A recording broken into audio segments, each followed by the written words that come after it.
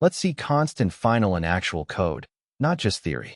We wrote final name equals Ollie. Final means name is set once and cannot change. If you uncomment name equals Sarah, Dart shows an error immediately.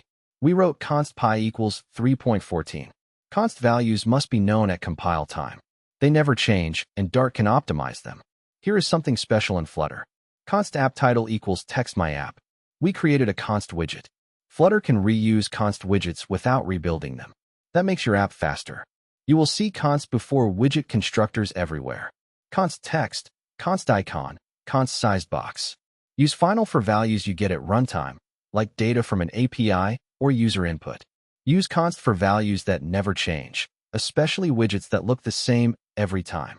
In a stateless widget, if all properties are final, you can make the constructor constant.